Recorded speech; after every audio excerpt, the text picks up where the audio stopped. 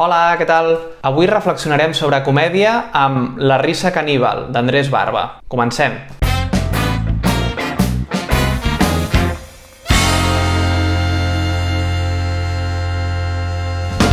La risa caníbal jo crec que és un must, un llibre que s'ha de tenir, sí, sóc un d'aquells capullos que diu must. Són una sèrie d'assajos en les quals reflexiona sobre diferents parts de l'humor. Però no us penseu que el seu llibre d'ensajos sobre la comèdia és un llibre pesat, és un llibre que es llegeix molt ràpid, és curt.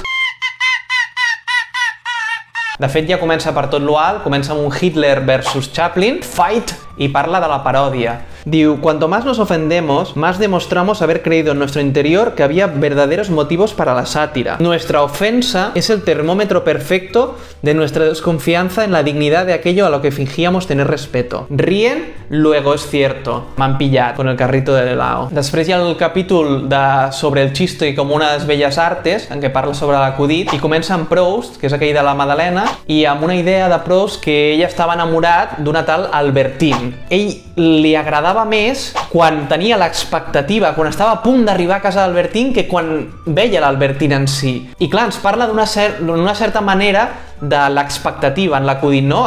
La premissa inicial que ens construeix una idea mental que després es trenca. Però, per exemple, a How I Met Your Mom hi ha un personatge, no?, que es va donar un petó amb el Ted i li diu, lo millor d'un petó no és el petó, sinó és el moment abans del petó. ¡Qué bonito! Y hay un otro momento que me encanta. El chiste es un capitán de barco que casa a parejas imposibles, aunque solo sea durante un segundo, el que dura el engaño necesario para que se produzca el ensueño de una lógica nueva que niega y perpetúa a la vez la lògica de la realitat. ¡Qué bonito! Un dels capítols que més m'han agradat és el de la vida privada de los cómicos, que comença amb una història d'un pallasso que és Joseph Grimaldi, que ara us vaig a llegir.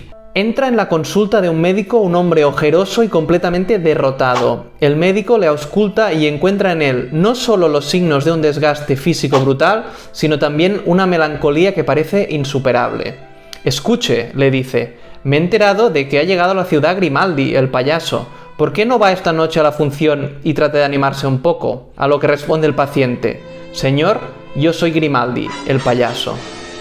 Hi ha un capítol que s'assembla bastant al de la paròdia, que és Hombres que se ríen de los dioses. Bàsicament es parla de l'humor contra els sentiments religiosos, contra les religions. Moltes vegades enfrontem religió contra ciència, no? Que la ciència intenta demostrar que Déu existeix o que no existeix. No? Vol proves, vol indicis, vol dades. Però el religiós mai el podràs combatre amb això, perquè què et dirà? Has de tenir fe. No es pot demostrar que Déu existeix, has de tenir fe, has de creure. Per això jo defenso que l'enemic de la religió és la comèdia, perquè la comèdia arrenca tot el poder de la religió. Per tant, la millor manera de combatre la religió, si és que la voleu combatre, no és amb ciència, sinó que és amb comèdia, amb LOLs. Per acabar, el capítol L'estrella és Prohibir la risa, que parla sobre els atemptats de l'11S.